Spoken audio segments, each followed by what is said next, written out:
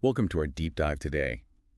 We're going to be talking about, we're going to be looking at what's going on in Saudi Arabia. Okay. When you hear Saudi Arabia, you think oil.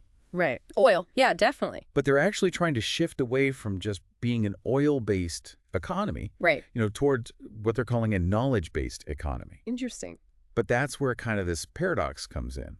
Because they have a booming economy, they're attracting a ton of investment. Mm-hmm. But at the same time, they have a surprisingly high unemployment rate, particularly among young people. Wow. Yeah, one of our sources was pointing out that almost 450,000 Saudis are unemployed. That's 10.5% of the workforce. That's a lot. So what's the reason for this? Yeah, well, that's what we're trying to figure out today. Oh. Why is this happening, and what does this mean for Saudi Arabia going forward? Makes sense. What's the first thing we should know? Well, I think the first thing to kind of grasp is just how much Saudi Arabia's economy is actually changing. Right. Because this transition to a knowledge-based economy means they're investing in things like technology Right. and diversifying their industries. Mm-hmm. But the catch is that this requires a totally different set of skills than what was needed, say, during the oil boom back in the 1970s. Yeah. We're talking about like highly skilled tech workers, management experts, these really specialized fields. It's a huge workforce shift. And it's a huge challenge, right? Yeah, absolutely. It's not like you could just flip a switch and everyone suddenly has these new jobs. Exactly. It's like, I don't even know how to put it into words. It's tough. Yeah. It's really tough. And this is, leading into one of the core issues that our sources were talking about. Okay. This education disconnect. What is that? What's that about? Well, Saudi Arabia has poured a lot of resources into education, but it hasn't really translated into lower unemployment. Okay, so more education hasn't fixed the unemployment problem. Yeah. It's almost counterintuitive. Yeah. Right? Yeah. That's pretty wild. It doesn't really make sense on the surface, does it? No, not really. Yeah. But one of our sources pointed out that over a third of young Saudis between 20 and 24 years old Okay. are unemployed. Wow, a third. That's a lot. Is there any reason why that's happening? Well, yeah, that's what we want to figure out, Okay. what's contributing to that. And one possible explanation is that maybe the education system isn't really aligned with the skills that employers need right now. Oh, okay. Like they're getting degrees, but not the right kind of degree. Yeah, exactly. Interesting. For example, one source pointed out that there's a significant dropout rate in secondary school, like around 14%. Oh, wow. Okay. So, a big chunk of the population isn't even completing basic education. And even for those who go on to higher education, the focus on traditional degrees might not be giving them the hands-on skills that are in demand. Right.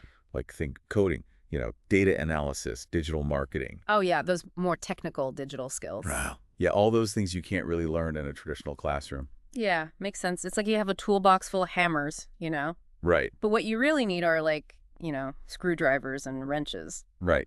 Exactly.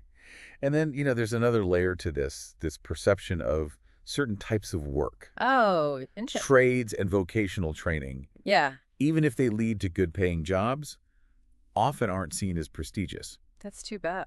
Yeah, so even if the skills are needed, there's like this cultural barrier to young people actually pursuing those paths. So it's like, even if they wanted to learn those things, there's like I don't know, like a stigma against it or something. Yeah. Huh. Which brings us to something I found really interesting in the sources. Saudization. What is that? Can you explain what that is and how it plays into this whole skills gap? Saudization is basically the government's policy to encourage, more Saudi citizens to work in the private sector. And they do this, through things like quotas, like requiring companies to hire a certain percentage of Saudi nationals. Right. It's complex because on the one hand, it makes sense, they want to make sure their own citizens are employed. Yeah. But on the other hand, it can lead to some pretty big practical challenges. Yeah, one of those challenges being that many companies, especially smaller ones, have relied heavily on foreign workers. Yeah, And a lot of times those workers are willing to work for lower wages. right. So this can create a situation where employers are basically obligated to hire Saudi nationals, Right. but they might struggle to meet the salary expectations of those workers. Yeah, I can see that being a real problem. Do we know anything about those expectations? Yeah, one of our sources had a really interesting anecdote about this. Okay. They found that male students expect a starting salary of around $2,667 a month, Okay. while female students expect about half that. Oh, wow. It's a pretty big gap. Yeah. So that kind of highlights, I guess, how those cultural expectations, really intersect with economic realities. Yeah. It's not just about, do they have the skills? It's also, what do they expect to get paid? Exactly. And that brings us to another interesting concept that our source mentioned, the Wizard of Oz syndrome. The what? The Wizard of Oz syndrome. Yeah. Okay, I'm intrigued. I've never heard of that. Yeah. What is that, and how does it relate to the skills gap in Saudi Arabia? Okay, well, this phrase, it was coined by this education consultant. Mm. And it basically refers to this idea that simply obtaining a degree is like magically acquiring all the necessary skills and knowledge. So, like the scarecrow getting his brain in the Wizard of Yeah, Oz. exactly. It's like the diploma itself makes you competent, Right. not necessarily your actual abilities. So it's like prioritizing the credential, the degree, over demonstrated ability. Exactly. It creates this situation where employers don't really know if a graduate can actually perform the job, even if they have the right degree. Yeah, I see that. The focus is on what you know on paper, not really what you can do, Right. like judging a fish by its ability to climb a tree. Haha, yeah. That's the good way to put it. And this Wizard of Oz syndrome, it's a real problem, not just in Saudi Arabia. Right. It contributes to the skills gap because it fosters this disconnect between what's taught in schools and what's needed in the workplace. I see. So we've looked at, how the changing economy in Saudi Arabia is creating a demand for new skills and the challenges of aligning education with those demands and the complexities of Saudization And salary expectations, and, too. and salary Like expectations. the Wizard of Oz thing. Right, and this potential pitfall of the Wizard of Oz syndrome. Yeah. It's a lot. It's a pretty complex web of factors, wouldn't you say? Yeah, absolutely. And you know what?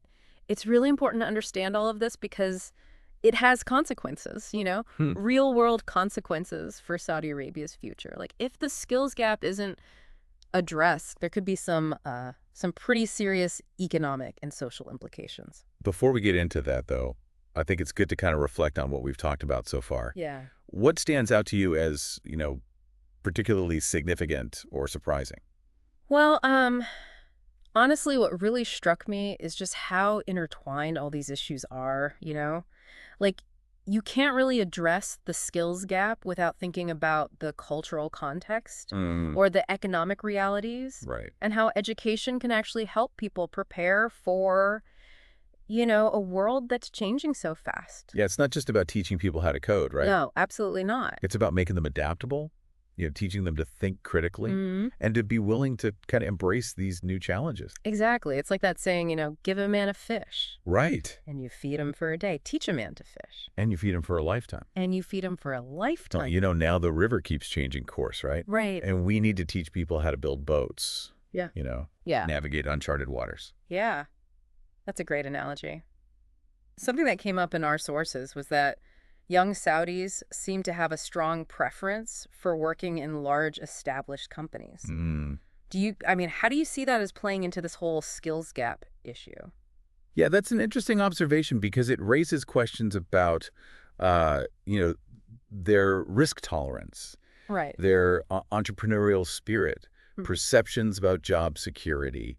It's almost as if there's this sense that smaller businesses are just riskier, less stable, while large corporations, they seem to offer a more predictable, secure path. Yeah, less risky. But the funny thing is, those smaller businesses, those startups, those entrepreneurial ventures, those are often the ones that drive innovation Right. Exactly. and create new opportunities. Yeah, so it's almost like, playing it safe, going for the tried and true rather than, venturing into the unknown. Yeah. Even if that, that unknown might hold a lot more potential. Yeah. Exactly. So how do we even address this? Right. How do we cultivate a more entrepreneurial mindset, encourage risk-taking, help young people see the value in those careers that don't really fit that traditional mold? I think it has to start with education, Okay. But it's not just about adding more courses or changing the curriculum.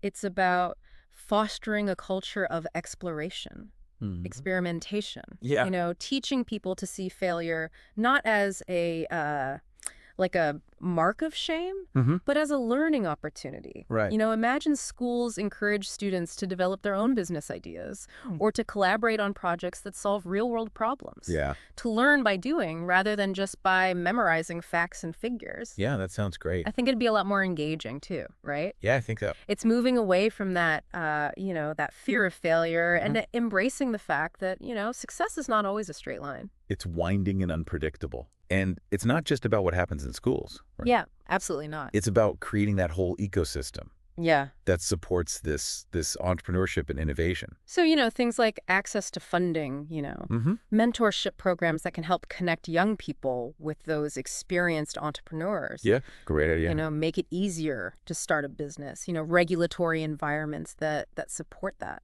Yeah, one thing that our sources highlighted Yeah. is this lack of soft skills Mm-hmm. among graduates.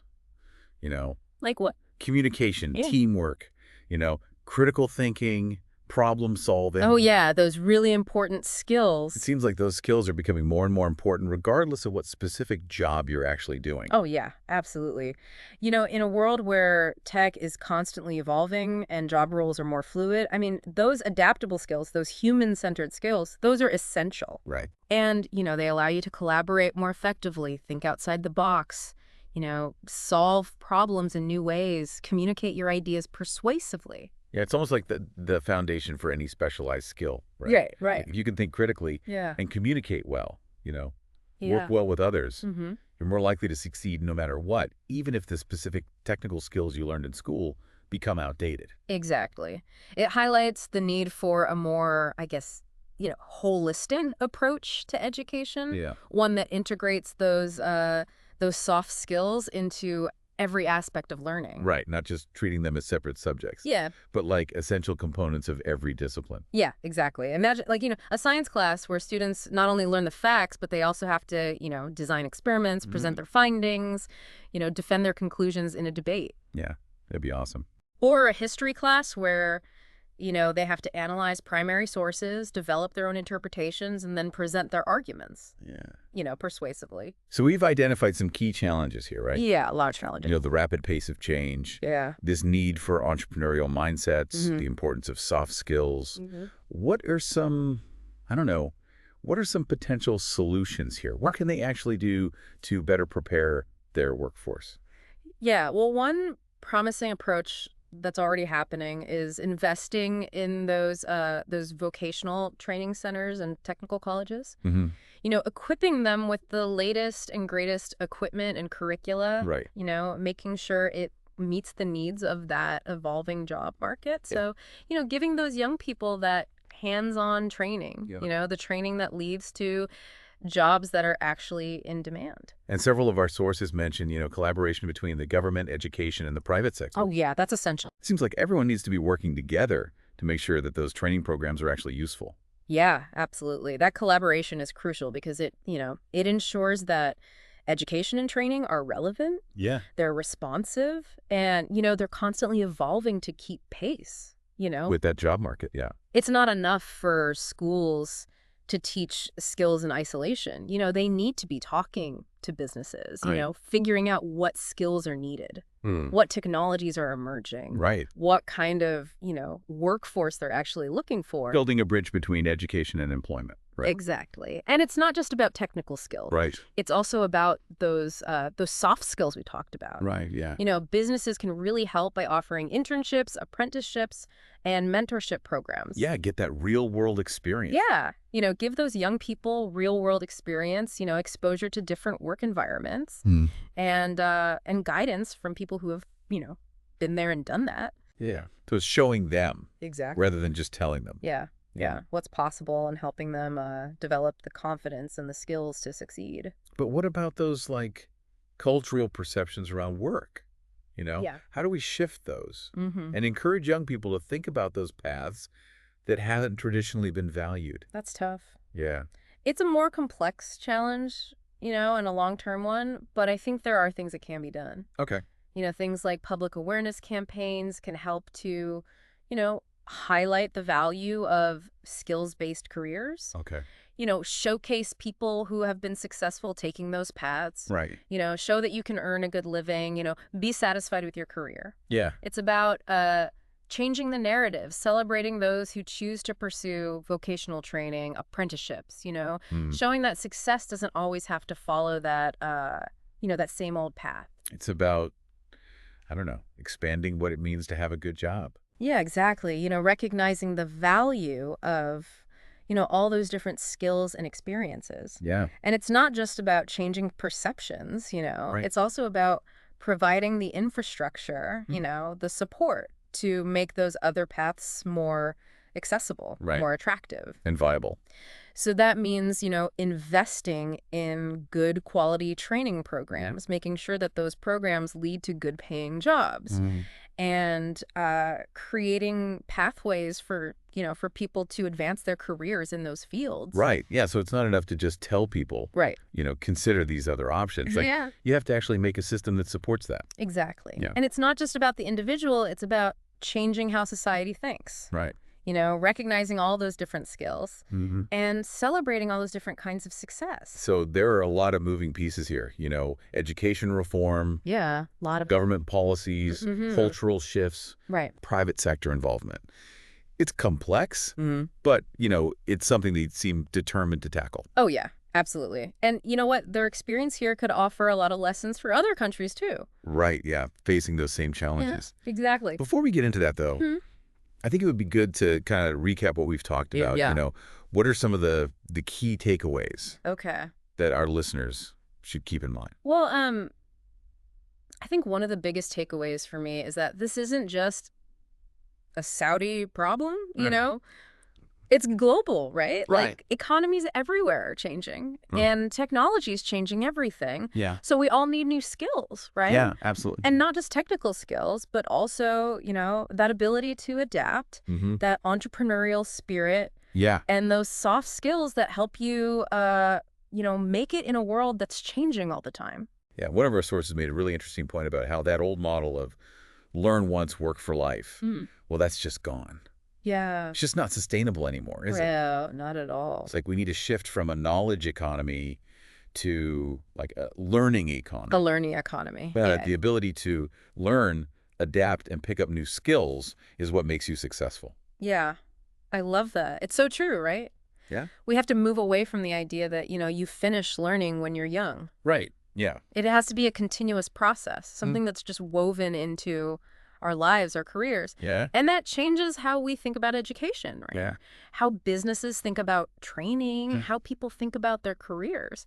So what does all of this mean for other countries? Right. What can they learn from what Saudi Arabia is going through? I think one of the biggest lessons is that you have to plan ahead. Yeah. You have to think about the future. Saudi Arabia, they saw that they needed to diversify their economy, invest in people. Yeah. And they did this, even when oil was still bringing in a ton of money. Right. They were smart. They understood that they couldn't rely on just oil forever. Yeah. They knew they had to prepare for a different kind of future. Right. Other countries can learn from this. Yeah. How so? Well, they can start thinking about the skills that'll be important in the future and then invest in education and training programs, programs that match up with those future needs. Yeah. And, create policies that encourage innovation and entrepreneurship. Yeah. So it's about like taking that long-term view. Exactly. Not just reacting to what's happening right now. Right. Trying to anticipate the future and making smart investments, That's exactly it. Another takeaway from our sources is that collaboration is key. Collaboration, yeah. Fixing this skills gap, well, it takes a group effort. Governments, schools, businesses, individuals. Everyone's got to work together, right? Yeah. It's not just about top-down changes from the government. No, definitely not. It's about, like, everyone taking responsibility. Yeah, a shared responsibility. Yeah, exactly. And realizing that everyone has a part to play. One of our sources highlighted, those public-private partnerships. Yes, those are so important. And developing these training programs that actually work. Yeah. Yeah. They have to be relevant to the real world. Exactly. It's about making sure that what's taught in school is actually what businesses need. So you're bridging that gap. Right. Exactly. You got it. And, it's not just about training. Okay, what else? It's also about giving young people those chances to actually, work. Get experience. Like through internships, apprenticeships, those mentorship programs. Right. Let them use their skills in the real world. Mm. Build connections with people who have experience. Yeah. So it's about making that jump from school to work. It's, a little bit easier. Exactly. Make it a smoother transition. Yeah. Give them support, help them navigate that whole world of work, which can be pretty confusing. Right. Yeah. And you know what? It's not just about young people starting out. Right. It's about all of us. Yeah. All of us need to be lifelong learners. Those skills you learned in school might not cut it in the future. Right. So you got to stay curious. Be willing to learn new stuff. Yeah. And adapt to, whatever changes come your way. One thing that really stood out in all of our research was the emphasis on, not just technical skills, Right. but those soft skills too. Yeah, those are huge. Like communication, critical thinking, problem solving, creativity, collaboration. They're more important than ever, right? Yeah. It's like as technology gets more advanced and takes over more of those routine tasks, well, that leaves us humans to focus on the things that, only humans can really do. Those uniquely human skills. Yeah. Critical thinking, complex problem solving, good communication, empathy, leadership. Yeah. Those are the things that make us different from machines, right? Yeah. And they're going to be super important in every job and every industry. Yeah, so they're almost like the foundation upon which you can build any career. Those transferable skills. Yeah. They'll help you navigate a world where, specific jobs might disappear. Right. But those core skills will always be valuable. You got it. And that brings us back to, education. Yeah. It's got to be holistic, Let's take It can't just be about teaching narrow technical skills. Right. We need to teach young people how to think, how to learn, Yeah. how to adapt. How to work together. Yeah. How to solve problems that, we can't even imagine right now. So as we wrap up this deep dive Yeah. into Saudi Arabia's skills gap and how it impacts the world, what's the one thing you want our listeners to take away from all of this?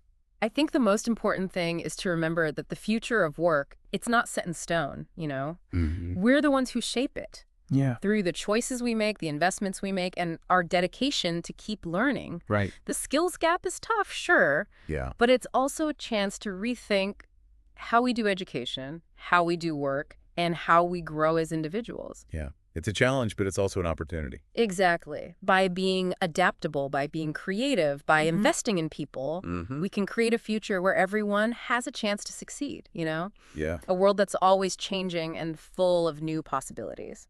That's a great message. Thanks for joining us on this deep dive. It was my pleasure. And until next time, keep those brain gears turning.